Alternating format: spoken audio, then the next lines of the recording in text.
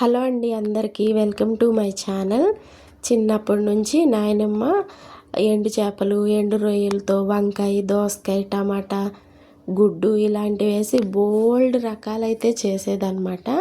తనని చూసే ఇలాంటి ఐటమ్స్ అన్నీ కూడా నేర్చుకున్నాను. నేనైతే రొయ్య పొట్టు కారం అయితే ప్రిపేర్ చేశాను. అది తన స్టైల్లోనే చాలా సింపుల్గా చేసేసేదన్నమాట మా నాయనమ్మ. ఒక కప్పు వరకు అయితే రొయ్య పొట్టు తీసుకున్నాను.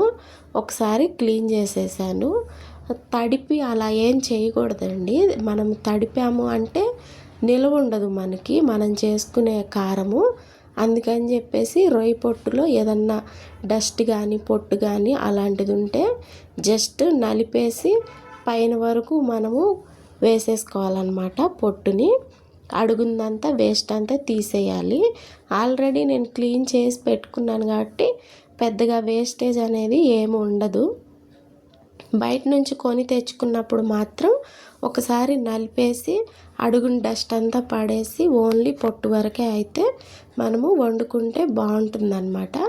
లేదు అంటే ఇసుక అలాంటివి తగులుతూ ఉంటాయి అన్నమాట. తిన్నప్పుడు చక్కగా రొయ్య పొట్టును అయితే ఫ్రై చేసేసుకున్నానండి. కడాయి, ఐరన్ కడాయి అది పెట్టేసి ఓన్లీ సిమ్లోనే పెట్టాలి. ఎక్కడ మీడియం ఫ్లేమ్ కూడా పెట్టకూడదు. వన్స్ ఇలా ఫ్రై అయిపోయిన తర్వాత కొద్దిగా అయితే కలర్ చేంజ్ అవుతుంది. అలా ఉన్నప్పుడు మనము తీసైతే పక్కన పెట్టేసుకోవాలి. దానిలోనే 2 స్పూన్లు అయితే జీలకర్ర, 2 స్పూన్లేమో ధనియాలు వేసేసాను. ఇవి కూడా సిమ్లో పెట్టేసి చక్కగా అయితే ఫ్రై చేసేసాను అనమాట. మనకు ఇది ఫ్రై అయింది అని ఎలా తెలుస్తుంది అంటే లైట్గా పొగలా వస్తుందన్నమాట.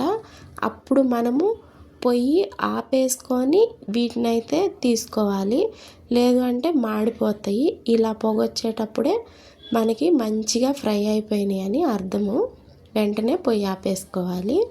మళ్ళీ పొయ్యి వెలిగించేసి ఒకసారి కడాయిని క్లీన్ చేసేసాను, గుడ్డ పెట్టి తుడిచేసి దీనిలోనే ఎండుమిరగాయలు కూడా వేసుకుంటున్నాను. ఎంతైతే మనం రొయ్య పొట్టు తీసుకున్నామో సేమ్ క్వాంటిటీలో ఎండుమిరగాయలు కూడా తీసుకున్నాను. నేను 1 కప్పు వేసుకున్నాను కదా రొయ్య పొట్టు, అదే గిన్నెతో కొలిచి మిరగాయలు కూడా వేసాను అనమాట. వీటిని కూడా ఒక మాడు రానివ్వాలి. అంటే ఇక్కడ మీకు వీడియోలో చూస్తున్నారు కదా, ఈ కలర్లోకి వచ్చిన వరకు అయితే ఫ్రై చేసుకోవాలి. ఫ్రై చేసుకున్న వాటిని చల్లారడానికి అయితే పక్కన పెట్టేసుకోవాలన్నమాట. చల్లారిపోయిన తర్వాత ఫ్రై చేసుకుంటే మనకి పౌడర్ అనేది ఎక్కువ రోజులు నిల్వ అయితే ఉంటుంది. అదే మనము రోట్లో దంచుకోవాలనుకోండి, 1 బై 1 ఫస్ట్ ధనియాలు అవి దంచేసుకొని మిరగాయలు అవి వేసి దంచుకోవాలి. మిక్సీయే కాబట్టి అంతా కలిపి ఒకేసారి వేసి కొద్దిగా బరగ్గా దంచుకోవాలన్నమాట. ఇవన్నీ చల్లారిపోయిన తర్వాత ఒక చిన్న సైజు వెల్లుల్లిపాయి, ఒక 2 రెబ్బలైతే చింతపండు అనమాట. చింతపండు వేసుకుంటే పుల్ల పుల్లగా కారం కారంగా మనకి రొయ్యలు ఏదైతే ఫ్లేవర్ ఉంటుందో అది చాలా బాగుండిద్దండి. టేస్ట్ కూడా చక్కగా చల్లారిపోయిన తర్వాత ఇలా అన్నీ కూడా ఇంకా క్రిస్పీగా అయితే రెడీ అవుతాయి. వీటిని మిక్సీ అయితే వేసేసుకోవాలి.